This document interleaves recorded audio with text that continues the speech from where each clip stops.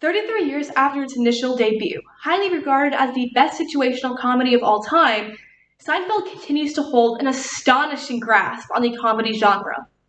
Parrot Analytics in 2021 described it in the 99.7th percentile, with its home market drivability rate at 100%. Now, even though this was 33 years after its initial debut, this show is as relevant as ever, with streaming services allowing a resurgence of new fans for this show. Even though the show is so highly regarded, there are still negative perceptions, such as a 1 over 10 and 10 over 10 review on the entertainment platform IMDb. Let us examine. The first one comes from user Drendon, stating that Seinfeld is the funniest TV show in history. Based on the everyday life of a New York comedian, it managed to spearhead every sacred cow in its sight. Sex, religion, politics, old age, political correctness, race, relationships, homosexuality, Los Angeles, you named it, they spearheaded it. And the best part about it is that you could see a little bit of yourself in each of these four zany characters, and always understand the mischief they got themselves into. Just brilliant. Coming from the opposite end of the spectrum is Jim S underscore 8686 providing that, for me, Seinfeld just did not do it. Its overall lackluster comedy didn't even make up for the lackluster political content. The character of Seinfeld is whiny, wimpy, grating, and honestly never says anything funny. These two reviews describe the polarity and appreciation of comedy. Even though Seinfeld is so highly regarded, it's not for everyone. Through these reviews, we can ask the research question, what are the implications on violent and benign humor on viewership in the media? To answer, we will draw from Caleb Warren and A. Peter McGraw's article, Opinion, What Makes Things Humorous?, published July 9, 2015 in volume 112 in the Proceedings in the Academy of Sciences in the United States of America, drawing from the Seinfeld articles, before finally drawing implications on how these types of humor can affect society. First, let's examine the model. At a glance, humor can seem as a simple tactic. However, it is a multi-layered paradigm that has been studied time and time again over the years.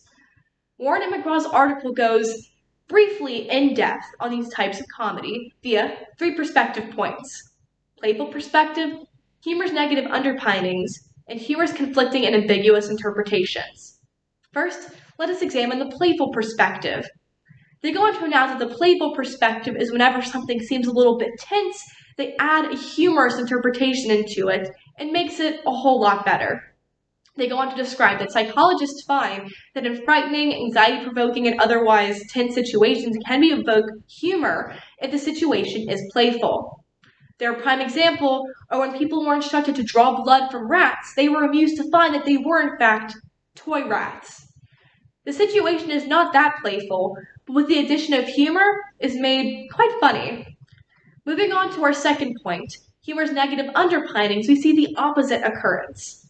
Although it is important to add light to a tense situation in the first tenet, for this one, you should not add humor to cover up an otherwise dark occurrence, otherwise known as a violent occurrence. Their prime example is rough and tumble play, with the victim usually having the most fun out of everyone there. This is typically regarded as dark humor, and dark humor is a take it or leave it type of humor, with bystanders typically not enjoying it. Finally, our third tenet, humor's conflicting and ambiguous interpretations, see the first 2 tenets at play. 2 tenets come together to please some while offending others. Warren and McGraw provide a Venn diagram to describe this phenomenon, with violent, benign, and humor right in the middle. Their suggestion is that humor is a simultaneous perception and is perceived differently by all. Now that we have examined the framework, let's apply the tenets to the artifact. Drednam states that Seinfeld probably added more language to the English dictionary than any other show combined. The characters were surly, overconfident, cocky, and utterly hilarious. Drednam states that through the revolutionary writing, casting, and execution, this show is so well known in this day and age. However, even though the characters in the show make the worst decisions imaginable, because it is backed up by gut-wrenching humor, nothing is wrong here. Therefore, Tenet 1 on playful humor covering up tense situations is affirmed. Moving on to the opposite side comes Jim S_8686, providing that, for me, the funniest moment on Seinfeld was years after the show thankfully ended. It was on David Letterman, when Michael Richards was apologizing for his racial outburst at a comedy club, which was caught on a phone cam and released to the internet. So for Jim, the funniest moment of the show was whenever Kramer's actor was blacklisted from Hollywood and was a whole situation. That was the funniest moment. So even though he is not a fan of the antics, when one of the actors stand out of line, comedy gold. Therefore, violent humor, Tenet 2 is affirmed. Finally, Tenet 3 is seen achieved by these two tenets coming together. Throughout the years, Seinfeld has gained viewers as well as lost them, depending on how people react. And with humor simultaneous perception, we can see both of these types of humor coming together to please some while offending others. Therefore, Tenet 3 is affirmed. Now that we have a better understanding of the framework, let us draw some implications. Overall, humor is a positive implication. However, that does not mean there cannot be negative connotations. Warren and McGraw provide different types of examinations of this. So, what are the implications of violent and benign humor on viewership in the media? One implication is humor in this day and age, aka cancel culture. With a joke that's made once and forgotten a few days later, all the way to Michael Richards' racist rant which offended pretty much everyone, humor is a slippery slope. And although there are ratings put in place to ensure the safety of viewership, it is not a definite that people will not be offended. South Park is a prime example of this phenomenon. However, moving on to the other side is Tenet 2, which we can view through another implication, being finding a connection with communities through humor.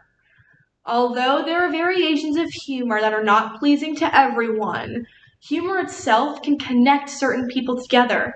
After all, dark humor is seen scientifically proven to help coping mechanisms of those who suffer from trauma. Mary Ellen, in a 2021 article on verywellmind.org, states how humor can actually benefit your physical health as well, with your vascular system and cardiac system improving. So even though humor can have its negative aspects, all in all, it can not only help you physically, but when you're in need of a pick-me-up. Today, we have analyzed McGraw and Warren's article, Opinion, What Makes Things Humorous, and applied it to the Seinfeld reviews before finally drawing implications on the research question of what are the implications on violent and benign humor on viewership in the media.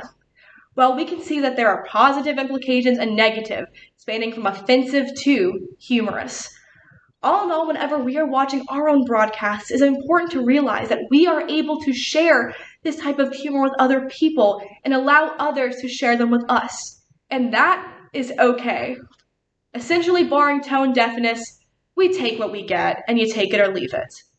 Although, it was once George Costanza who proposed that it is okay to celebrate each other's flaws, and that it is okay to celebrate each other's variation types of humor, and that there can always be a Festivus for the rest of us.